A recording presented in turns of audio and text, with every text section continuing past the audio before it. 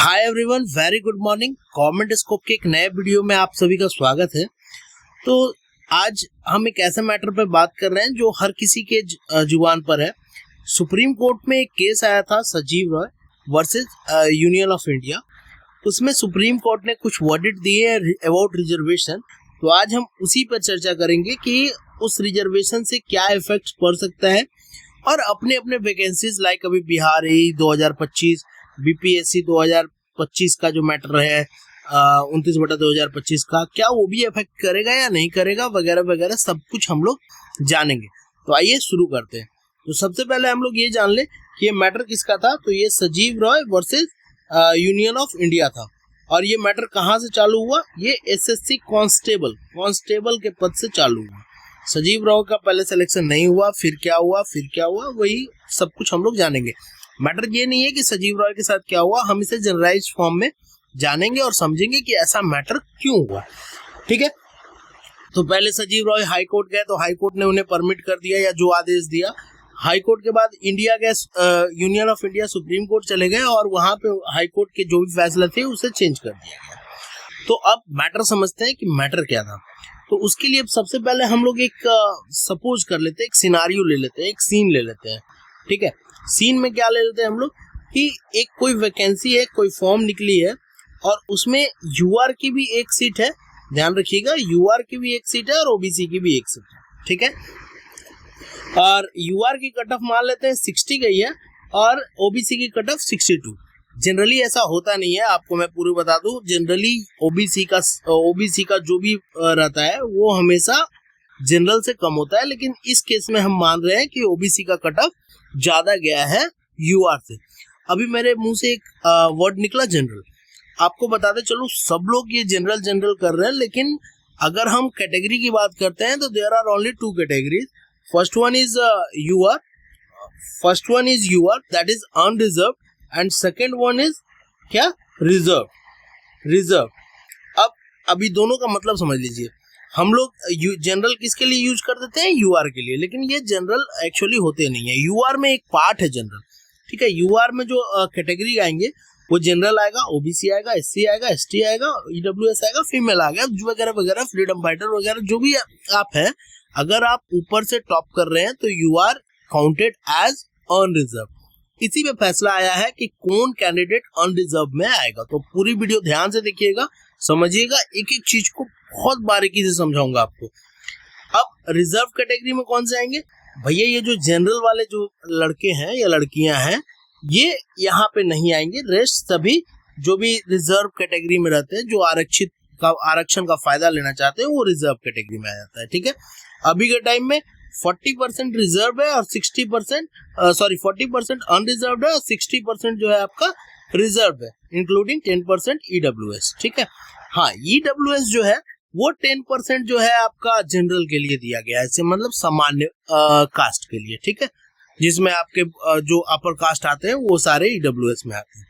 अब आगे अगर आपको मैटर समझाना चाहूँ तो ये समझाता हूँ। अब इसमें हुआ क्या कि संजीव बाबू ने एक एज क्राइटेरिया होती है। मान लीजिए कि आप जब फॉर्म भरते हैं तो आपके पास 2 क्राइटेरिया होती है, एक फी ले ऑफ की, मतलब फी कम करने की, और एक एज बढ़ाने की। ये किनको मिलता है? ये आरक्षित वाले को मिलता है। किनको मिलता है? आरक्षित वालों को। अब हुआ क्या कि संजीव ने उनसे 18 साल मांगा गया था, 23 साल मांगा गया था, या जो भी मांगा गया हो, उससे उनको +3 ईयर की बेनिफिट कहाँ से मिल गई? ओबीसी से। यहीं से मैटर चालू हो गया। उन्होंने एज रिलैक्सेशन ले लिया। ठीक है। फी बैरियर भी बहुत एग्जाम में होता होगा, आप लोग देखते होंगे कि अगर यूआर से 500 लिया जा रहा है तो एससी एसटी से 100 रुपया या फीमेल से 100 रुपया लिया जाएगा। तो वो चीज यहाँ पे रिलैक्सेशन आरक्षित वर्ग को दिया गया। ठीक है। तो संजीव बाबू ने ले लिया। अब जब रिजल्ट आया तो संजीव बाबू का सिलेक्शन यहाँ पे नहीं हो पाया। ठीक है। जबकि कट ऑफ जो है, थोड़ा सा क्लियर कर दूं आपको ज्यादा समझ आएगा। इनका 61 नंबर था, तो इनका कहना था कि भैया मैं ओबीसी से, तो चलो ओबीसी में मेरा नहीं हो पा रहा है, मैं हूँ ओबीसी मैंने एज रिलैक्सेशन ले रखा है प्लस 3 ईयर का, और मैं ओबीसी में अब नहीं जा पा रहा हूँ, लेकिन यहाँ पे देखिए यूआर में कट ऑफ जो है वो कम गई है, तो मेरा सिलेक्शन जो है यहाँ पे आप ले आइए, क्योंकि इससे हम ज्यादा है।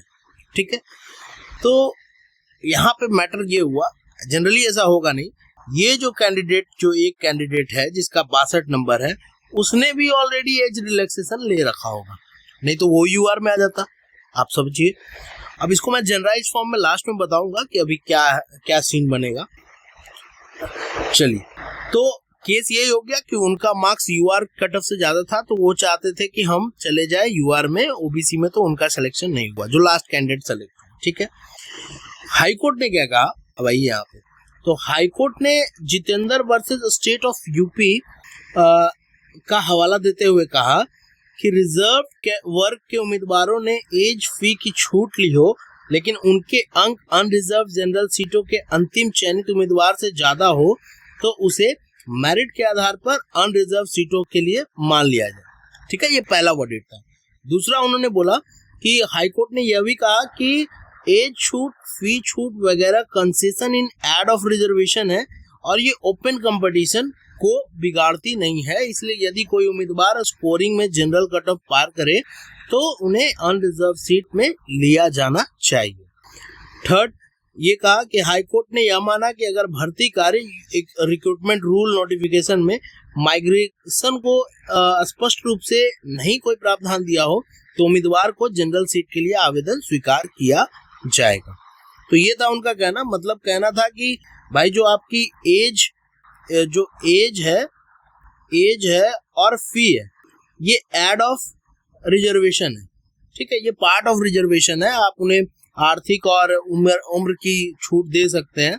तो अगर ये छूट उन्होंने लिया है तो ये कोई बैरियर नहीं बनेगा उन्हें मेरिट में आने से। ठीक है, अब मेरिट मतलब क्या, यूआर में आने से, अनरिजर्व में आने से। ठीक है, ये मानना था हाई कोर्ट का। ठीक है, इसके आधार पे उन्होंने सजीव जी को आगे बढ़ा दिया कि आप यूआर में सेलेक्ट हो सकते हैं, लेकिन यूनियन ऑफ इंडिया के इसी के आधार पे चले गए सुप्रीम कोर्ट। यहाँ पे एक हाई कोर्ट का यहाँ पे ये वाला जो तीसरा वाला रूल है उस पर ध्यान दीजिएगा। उन्होंने साफ साफ यहाँ भी उन्होंने मेंशन किया है कि if there is no documentation no rule for migration, अगर वहाँ कोई नोटिफिकेशन में माइग्रेशन का कोई रूल नहीं दिया हुआ है तो आप इसे जनरल में, या जनरल को हटा दीजिए वर्ड को, यूआर में आप जा सकते हैं। ठीक है, कहने का मतलब ये है कि यहाँ पे सजीव भैया जो लाए थे 61 नंबर, इन्होंने एज रिलैक्सेशन लिया हुआ है, तो हाई कोर्ट ने इसे कहा इट्स अ एड, मतलब it's a benefits of reservation category. So अगर कोई भी नोटिफिकेशन में कोई मेंशन माइग्रेशन की चीजें मेंशन ना हो तो आप यूआर में जा सकते हैं। ठीक है, चलिए अब क्या मैटर हुआ सुप्रीम कोर्ट में, और सुप्रीम कोर्ट ने क्या जवाब दिया, तो ये पूरी सुप्रीम कोर्ट की वर्डिक्ट है, पूरी पीडीएफ है, आप इसे देख सकते हैं। यहाँ पे उन्होंने लिखा जो जिस पर हाई कोर्ट ने जवाब दिया था उसी में सुप्रीम कोर्ट ने लिखा, तो this court was called upon to decide whether availing relaxation in fee upper age limit in the reserve category would disentitle such candidate from being considered for appointment in the unreserved category। आप इसकी meaning समझ सकते हैं, अगर आप law वगैरह से हैं तो आप समझ सकते हैं। और उन्होंने कुछ आर्टिकल 16 वगैरह का दिया, मैं इसे अभी आसान भाषा में आपको समझाता हूँ क्या उन्होंने कहा और किस चीज़ों को पलटा। तो ये पूरी वर्डिक्ट है, एक बार आप देख लीजिए, स्क्रीनशॉट ले लीजिएगा, अगर आपको चाहिए तो पीडीएफ तो नहीं दे पाऊंगा, लिंक मैं दे दूंगा जहाँ से आप डाउनलोड कर सकते हैं। सुप्रीम कोर्ट में जाकर आप उनके केस नंबर और वगैरह वगैरह से आप इसे सर्च करके उनको निकाल सकते हैं, क्योंकि जब सुप्रीम कोर्ट में कोई भी केस फाइनल होता है तो वो एक तरह से लॉ, एक रूल बन जाता है।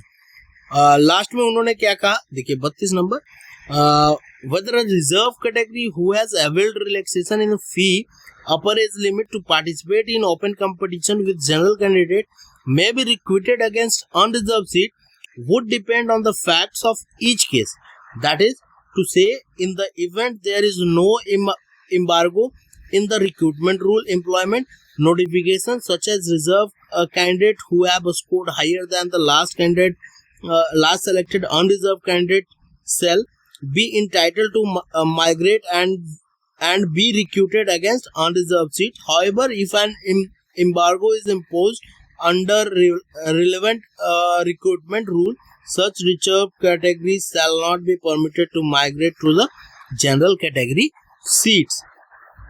ठीक है, तो इसी को हम आसान भाषा में आगे समझेंगे. तो देखिए मैटर क्या था, एक सेकंड, मैंने इसे ट्रांसलेट किया था, बस उसी को ये दिखा रहा है.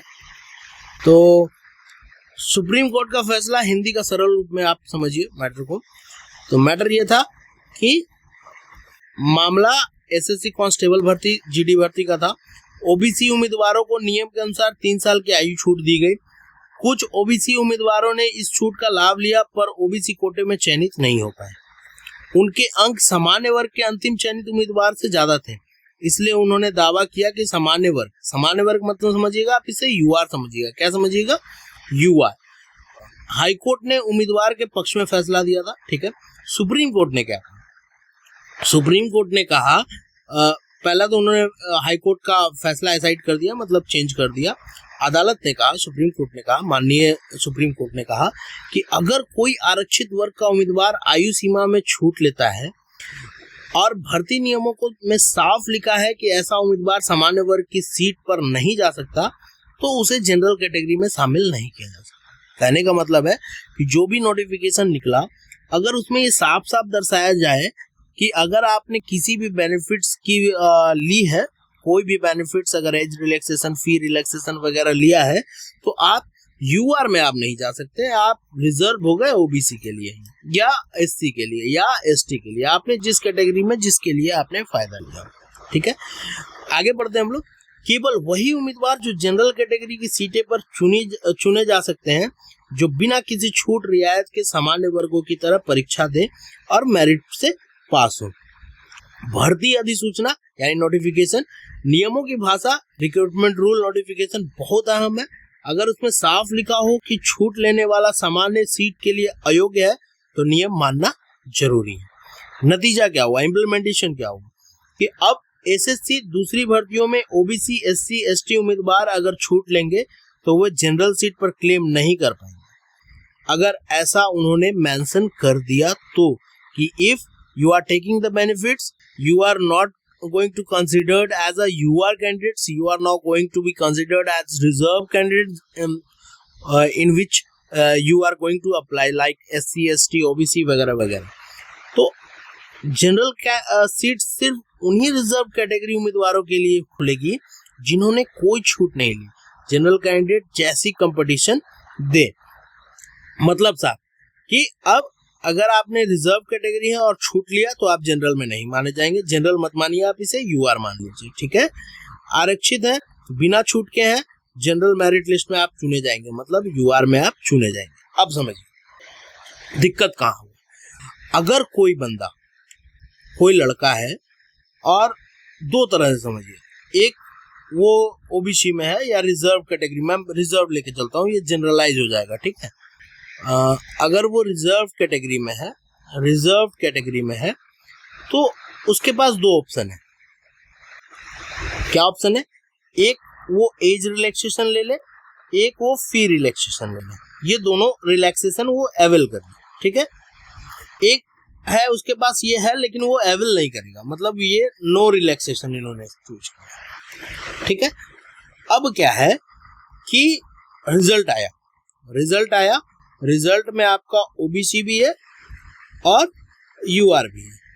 अब हम क्या मान रहे हैं कि यूआर का जो कट ऑफ है वो गया है 60 और ओबीसी का कट ऑफ है 62. हमने एज्यूम किया. ठीक है, आप इसे वो मत लीजिए. ये वहीं पे पॉसिबल है जहां पे बहुत कम वैकेंसी रहती है, क्योंकि अगर आपने ओबीसी में है और आप ना एज का रिलैक्सेशन, आप मान लीजिए कि 30 साल से छोटे हैं, आप एज का रिलैक्सेशन क्यों लीजिएगा? अगर स्टेट एग्जाम में जहाँ 37 साल बैरियर होता है यूआर का, तो ना आपने एज रिलैक्सेशन लिया, ना आपने किसी भी फी की रिलैक्सेशन ली, तो आप ओबीसी होते हुए भी इस लिस्ट में आ जाएंगे. लेकिन अगर सीटें मात्र एक एक हो और वैसे कैंडिडेट काफी ज्यादा हो और काफी हाई कंपटीशन हो जिन्होंने एज रिलैक्सेशन ले रखा हो और उनके मार्क्स भी काफी ज्यादा आ रहे हैं, तो जाहिर सी बात है इसमें सिलेक्शन उन्हीं का होगा जो ज़्यादा मार्क्स लाएगा और वो अगर रिलैक्सेशन लेके रखे होंगे तो वो ओबीसी में सेलेक्ट होंगे और वो ओबीसी का कट ऑफ को बढ़ा देंगे, ठीक है, और यूआर घट जाएगा। अब इसमें सुप्रीम कोर्ट ने कहा कि इसको मैं एक बार क्लियर कर लूँ, आप समझ गए होंगे इतना। अब सुप्रीम कोर्ट ने कहा कि अगर आप यहाँ से यहाँ पे आए हैं, यहाँ के बाद आप मेरिट में आए हैं, एक सेकंड इसको थोड़ा और आप समझिए, यूआर की कट ऑफ है 60, ये कट ऑफ है, ठीक है, और ओबीसी की कट ऑफ है, ओबीसी या एससी एसटी या जो आप रख लीजिए उसकी कट ऑफ है 62 कट ऑफ, ठीक है। अब सुप्रीम कोर्ट ने कहा आप प्री में थे, ठीक है, अगर आपने ये एवेल कर लिया तो आप यहीं पे जाइएगा, you are not eligible to go here, okay, आप यहाँ नहीं जा सकते। क्यों नहीं जा सकते? क्योंकि आपने एज फी रिलैक्सेशन ले रखा है, लेकिन ये चीज नोटिफिकेशन में मेंशन होनी चाहिए, नोटिफिकेशन में मेंशन होनी चाहिए। क्या मेंशन होनी चाहिए? कि अगर कोई उम्मीदवार, कोई एप्लीकेंट अगर वो एज रिलैक्सेशन, फी रिलैक्सेशन लेता है तो वो अनरिजर्व कैटेगरी में नहीं जा सकता, वो अपने रिजर्व कैटेगरी में ही फाइट करेगा, जो जनरली आम नोटिफिकेशन में लिखा रहता है। अगर वहीं पे उल्टा लिखा रहे कि अगर आप ये दीज आर द बस ऐड ऑफ रिजर्वेशन, कि आप रिजर्वेशन ले लीजिए तो ये भी आपका एक पार्ट है, आप यूआर में अगर आपने अच्छे मार्क्स लाए हैं तो आप सिलेक्शन हो जाएंगे, तो आपका यूआर में हो जाए। लेकिन वहीं पे अगर हम बात करें कि कोई बंदा ऐसा है कि उन्होंने है तो वो रिजर्व कैटेगरी में है, तो वो रिजर्व कैटेगरी में, ठीक है, लेकिन उसमें कोई रिलैक्सेशन नहीं लाया है और वो नंबर ज्यादा लाया है, तो वो सीधा सीधा यहाँ चला जाएगा, सीधा सीधा। लेकिन उसके पास दोनों सीटें अवेलेबल है, ये भी अवेलेबल है, ये भी अवेलेबल है। अगर यूआर से वो कम लाता है किसी केस में, अगर यूआर की कट ऑफ ज्यादा जाता है तो वो ओबीसी से सेलेक्ट हो जाएगा। लेकिन यहाँ वाले केस के लिए ओनली ये सीट ही अवेलेबल है, ओनली ये। आपको मैं बताऊं, एक सेकेंड, ओनली ये अवेलेबल है, ये वाला इसके लिए रास्ता बंद है, ये यहाँ नहीं जा सकता, समझ रहे? तो मोटे मोटे अक्षरों में बताऊं कि अगर आपने एज रिलैक्सेशन, फी रिलैक्सेशन या किसी भी तरह का रिलैक्सेशन ले रखा है तो आप यूआर की सीट के लिए फाइट नहीं कर सकते। लेकिन इसका मतलब ये नहीं कि जिन्होंने जो रिजर्व कैटेगरी है, एक सेकंड, जो रिजर्व कैटेगरी है वो यूआर में फाइट नहीं कर सकते, ऐसा कोई मतलब नहीं। आपने अगर नो रिलैक्सेशन लिया है तो you are welcome to UR seat, you are fighting for both for what, UR and OBC, दोनों में आपका नाम आ सकता है depending upon the cut off. लेकिन आपने अगर रिलैक्सेशन ले रखा है तो आप यूआर में नहीं जाइएगा, आप ओबीसी में जाइएगा, ओनली ओबीसी, ओनली, ठीक है। यही था पूरा मैटर। अब यहीं पे पूरा मैटर आप समझ सकते हैं। जनरली ये बहुत इंटरेस्टिंग इसलिए हो गया क्योंकि वहां पे यूआर का कट ऑफ लो चला गया और ओबीसी का कट ऑफ हाई चला गया।